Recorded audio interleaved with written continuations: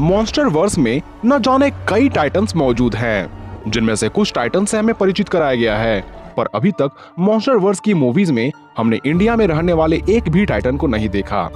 क्या इसका यह अर्थ है कि इंडिया में कोई भी टाइटन मौजूद नहीं?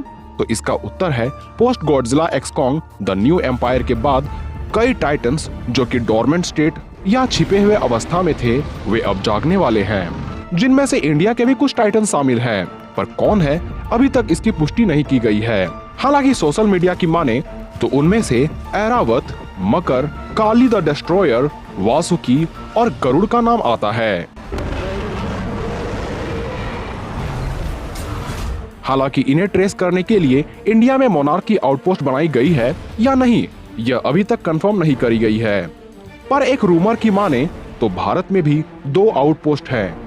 पहला दिल्ली में आउटपोस्ट 55 जो कि नागराज या वासुकी पर नजर बनाए हुए है, तथा दूसरा आउटपोस्ट 47B जो कि अंडमान निकोबार में 19वीं सदी में ही तब बनाया गया था जब ब्रिटिश नेवी ने आसमान में एक 180 मीटर या लगभग 600 फीट विशाल पक्षी को देखा, जो अचानक बादलों में मानो गायब हो गया। और वो पक्षी कोई और नहीं बल्कि गरुड़ा है। तो आज के इस वीडियो में हम जानेंगे टाइटनस गरुड़ा के बारे में। आखिर गरुड़ा का संबंध गॉडजिला या कॉन्ग से किस तरह है? क्या इसका ग्रेट टाइटन वॉर में कोई रोल है या नहीं? या ये कहाँ रहता है, कितना विशाल है और कितनी शक्तियां ये होल्ड करता है? पर इन सवालों के जवाबों को जानने से पहले वीडियो को अभी लाइक करें और हाँ, हाइप के बटन को 3 बार दबाकर हाइप करें। गरुड़ा एक प्राचीन स्काई टाइटन जिसकी उत्पत्ति शायद कॉन्ग और गॉडजिला से भी पहले हुई। यह हॉलो अर्थ के एरियल लेयर या यूं कह ले इसका निवास पहले फ्लोटिंग आइलैंड में था। अब इसकी कितनी आबादी थी ये तो पता नहीं, पर ग्रेट टाइटन वॉर के दौरान इसके योगदान को कॉन्ग और गॉडजिला दोनों भुलाए भी नहीं भूल सकते। दरअसल ग्रेट टाइटन वॉर कोई 10 या 20 सालों की नहीं बल्कि कुल 4000 सालों का एक भीषण संग्राम था, जिसमें दुनिया भर के टाइटन्स अपनी अलग अलग गुट बनाकर एक दूसरे पर अटैक्स कर रहे थे। और इन बैटल को हम 3 डिफरेंट फेज में बांट सकते हैं। फेज 1 द स्काई फॉल जो कि 500 सालों तक चला। Phase 2 the Pact of 3। Phase 3 the Battle of Crystal Skies. यह बैटल सभी फेज से सबसे बड़ा माना जाता है क्योंकि इसी फेज में सभी मिलकर किंग गिदोरा को हराते हैं और गॉडजिला खुद को अल्फा घोषित करके सभी को धोखा दे देता है और गॉडजिला तथा कॉन्ग के प्रजाति आपस में उलझ पड़ते हैं। और इन सभी घटना के दौरान गरुड़ा का एक महत्वपूर्ण रोल है, कॉन्ग के साथ रिश्ता। द पैक्ट ऑफ 3 के दौरान वाइवर्न जो कि किंग गिदोरा के टीम से ड्रैगन्स थे, वे कॉन्ग को चुन चुन कर अपना शिकार बनाते थे। और चूंकि वाइवर्न आकाश में बिंदास उड़ सकते थे, इसलिए कॉन्ग्स उनके खिलाफ कुछ नहीं कर सकते थे। लेकिन तभी कॉन्ग्स के रूलर रा को याद आता है कि स्काई का अनमैचेबल किंग तो गरुड़ा है, लेकिन उसे मनाना उतना भी आसान काम नहीं था। पर रा के पास एक ऐसी चीज थी जिसे गरुड़ा कभी इनकार नहीं कर सकता, द ग्रेविटी डिफाइंग फ्रूट जो कि हॉलो अर्थ के स्काई रूट ट्री में फलता था। पर यह काफी ऊंचा था और इसमें जहरीले कांटे लगे होते थे, जिससे बचकर कोई भी परिंदा इसके फलों को नहीं तोड़ पाता।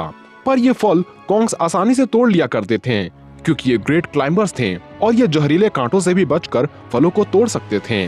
अब ये ग्रेविटी डिफाइंग फलों को खाकर कॉन्ग्स कुछ देर के लिए हवा में फ्लोट कर सकते थे। पर एरियल मॉन्स्टर जैसे कि गरुड़ा को ये फल मिल जाए तो ये लगातार कई सालों तक हवा में बिना थके उड़ सकते थे। इसलिए गरुड़ा ने इन फलों के बदले रा का साथ दिया और होलो अर्थ के आसमान से सभी वाइवर्न्स का खात्मा किया। The Battle of crystal sky में गरुड़ा का रोल।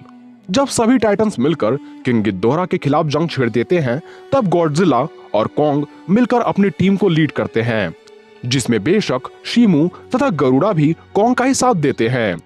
खैर, बात करें गरुड़ा के सबसे बड़े रोल की, तो किंग गिदोरा से लड़ाई करने के दौरान कॉन्ग किसी तरह आपस में इकट्ठा होकर सभी वाइवर्न्स को एक जगह इकट्ठा करते हैं। वहीं कुछ ही दूरी में गॉडजिला भी किंग गिदोरा के 3 सिरों में से सिर्फ 2 सिर का ध्यान अपनी ओर आकर्षित करता है। और उसी दौरान गरुड़ा हॉलो अर्थ के कोर वेंट में ऊपर जाकर खुद को फुल चार्ज कर लेता है और स्पेस से डाइव लगाते हुए सीधे गिदोरा के एक सिर पर ऑर्बिटल डाइव मारता है। जिसमें गिद्धोरा का बायां सिर पूरी तरह से भाप बनकर उड़ जाता है और एक जगह इकट्ठा हुए वाइवर्न पर गरुड़ अपने प्लाज्मा स्पीयर से सभी को एक साथ जलाकर राख कर देता है। पर जब इस वॉर में सभी मिलकर किंग गिद्धोरा को हरा देते हैं, तब गॉडजिला का लीडर डैगोन खुद को अल्फा घोषित कर लेता है और सभी को या तो झुकने या फिर हॉलो अर्थ से भागने को कहता है, जिसमें गरुड़ा वहां से चले जाना ही उचित समझता है और अंडमान निकोबार के बादलों में इनविजिबल होकर हाइबरनेशन में चला जाता है। हालांकि अंडमान के आसमान में एक जगह एक ही स्थिति पर बने रहे इस बादल को देखकर साल 1805 में ब्रिटिश नेवी के कुछ अधिकारियों को इस पर शक हुआ, खास करके तब जब उन्हें बादल में किसी पक्षी के विशाल पंख देखने को मिले और इसी वजह से वहां आउटपोस्ट 47 भी बनाया गया। पर वहां 100 सालों से भी अधिक का समय बीत गया, लेकिन गरुड़ा किसी को दोबारा नहीं दिखा। लेकिन स्कार किंग के हार के बाद जैसे ही हॉलो अर्थ का इन्वर्जन टूटा और गरुड़ा ने किंग गिद्धोरा के स्कारलेट एनर्जी पल्स को महसूस किया, तब ये जाग जाता है और सभी लोग बंगाल की खाड़ी पर पहली बार सूरज को पूरी तरह से ढकने वाले परिंदे को देखते हैं, जिसके पंख 6 लेयर्स के फेदर से ढके थे। इसकी हर पंख मानो कार्बन टाइटेनियम की एलॉय से बनी थी, जो सूरज की किरणों को रिफ्लेक्ट करके किसी को भी अंधा बनाने की ताकत रखती थी। इसकी चोंच हीरे से भी ज्यादा कठोर थी। इसकी आंख दिन में सुनहरा और रात में लाल रंग से चमकती थी। इसकी 50 मीटर लंबी पूंछ से ये किसी को भी चीर कर रख सकते थे और इसकी फेदर्स माइक्रो सोलर पैनल्स की तरह थे, जो सोलर एनर्जी से खुद को चार्ज करते थे। अब बात करें टाइटन गरुड़ा के पावर्स एंड एबिलिटीज की, तो उसमें शामिल है सोलर फ्लेयर स्क्रीम, जिसमें ये अपने मुंह से 10 लाख डिग्री जितनी गर्मी प्लाज्मा बीम छोड़ सकता है, वो भी 15 किलोमीटर की रेंज तक। पर इस अटैक को एग्जीक्यूट करने के लिए इसे खुद को 30 सेकंड तक सनलाइट में रहना पड़ता है। हाइपर स्टॉर्म जनरेशन, ये पंख फड़फड़ाकर 800 किलोमीटर प्रति घंटे की रफ्तार से बहने वाली हवाओं को उत्पन्न कर सकता है, जो इतनी तेज चक्रवात को उत्पन्न कर सकता है जैसा कि बृहस्पति ग्रह यानी जुपिटर प्लैनेट में रेड स्पॉट में घूमने वाली चक्रवात होती है। साथ ही ये बिजली को एब्जॉर्ब करके इलेक्ट्रोमैग्नेटिक पल्स को भी छोड़ सकता है। एरियल वॉर्प, यानी ये साउंड की स्पीड से भी 12 गुना ज्यादा तेज गति से उड़ सकता है और अपने ग्रेविटी फॉल्ट जंप में तो ये 100 किलोमीटर की दूरी को मात्र 1 सेकेंड में तय कर सकता है, मानो ये कहीं टेलीपोर्ट हो गया हो। रीजनरेशन, इसकी हीलिंग फैक्टर कमाल की होती है। इसी वजह से इसके कटे हुए पंख भी धूप की मौजूदगी में मात्र 3 घंटों में उगाते हैं।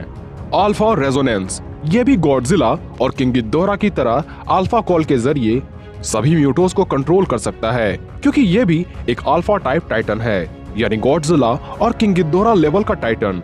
इसी वजह से गॉडजिला भी इसकी रिस्पेक्ट करता है।